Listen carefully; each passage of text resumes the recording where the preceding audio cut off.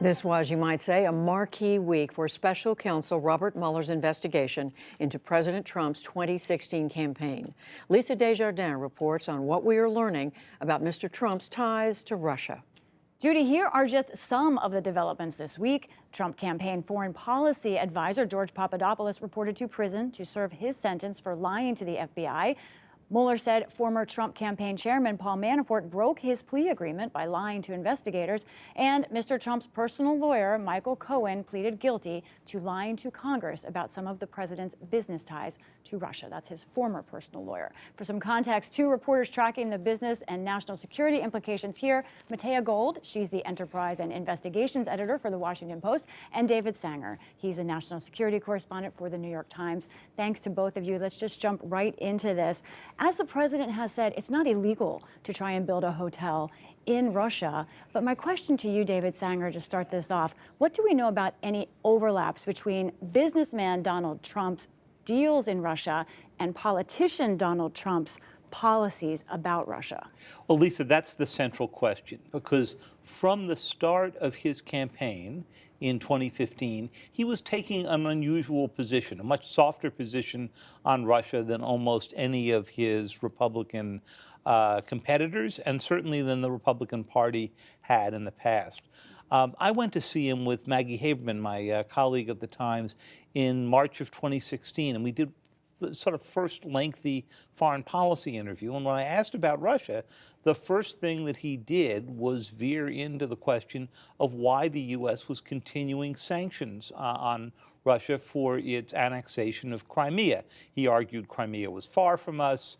European countries didn't care about this as much as we did. Why are we doing this? Well, what do we now know?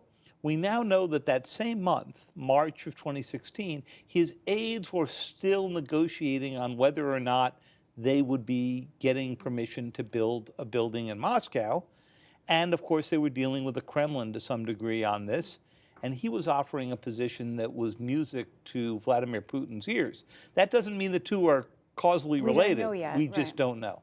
Matea Gold, your team has been covering something that was first reported in BuzzFeed yesterday, that in fact the Trump Organization team trying to work on that Trump Tower in Moscow actually floated the idea to Russian officials of a penthouse apartment, a $50 million penthouse apartment for Vladimir Putin. My question to you, because you've been taking a broad look at all of this, how long has Donald Trump and the Trump Organization tried to build a hotel in Russia? And what do we know about how involved President Trump was when he was a candidate in trying to make that happen? Sure. So the 2016 effort was really a capstone on a 30-year quest by Donald Trump to bring his brand to Moscow. He and his then-wife Ivana actually traveled to the then Soviet Union in 1987 to scout out locations for a possible Trump Tower or Trump development. And over the years, he repeatedly tried to make a deal happen that just never could get done. The 2015-2016 endeavor was very interesting because even months after he famously came down the golden escalator and announced his candidacy for president, in October 2015, Trump signed a letter of intent to continue searching for a deal in Russia. And we know that his personal attorney, Michael Cohen, really made it a mission to make that happen. Now, Cohen had originally told Congress that effort was dead essentially in January of 2016, just as Trump's candidacy was really getting going and starting to take hold. And he said that his efforts to reach a top aide to Putin never got a response. Now we learned this week that those were actually false statements, that in fact he spoke to a personal assistant to a top Putin aide for at least 20 minutes in January about help securing financing and land for a project. And for the next 6 months, he and Felix Sater, his partner in the effort, continued to discuss the project, and he discussed the project with members of Trump's family and the president.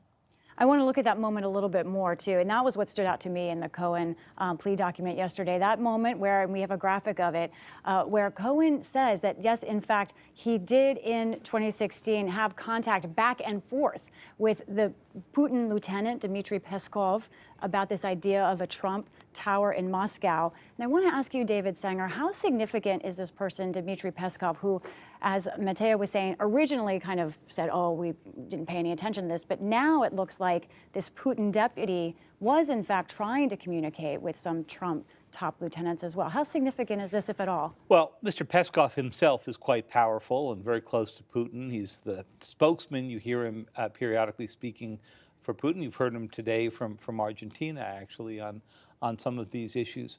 Here's the critical point. President Trump said yesterday as he was leaving for the summit that he was continuing his business operations quite openly, he said, although we didn't know about this negotiation was ongoing, because he might lose his quest for the presidency, and then he'd have to go back into business, and he didn't want to lose any opportunities. Well, that's fine, except you open yourself up to exactly this kind of charge, that there's a conflict of interest, and that foreign nations that are seeking, or others who are seeking influence, will use their business relationship to try to influence him, or his views might be altered or appear to be altered in order to keep a potential business partner happy. And that's the central question. Did he alter his view of American policy toward Russia for that reason? Matea, one question I have for you. So much of this now seems to be centering more around the Trump organization and Mr. Trump's businesses. And many folks think the roadmap to what his business was actually doing are his tax returns. Do we know, can Robert Mueller obtain those tax returns? Do we know if he has tried? So we don't have any public confirmation that the special counsel has the president's tax returns, but I would note that that is a pretty basic investigative technique, is to look at someone's finances when you're scrutinizing any sort of potential white-collar crime or financial impropriety. And he clearly could, as a prosecutor, obtain those. And so I think it's safe to say that Mueller has substantially more material than is in the public domain that's assisting him in his investigation. So we really don't know from the outside all the pieces that he's looking at as he's putting together his case. And this means we'll need to keep talking to both of you. Matea Gold, David Sanger, thank you so much. Thank you.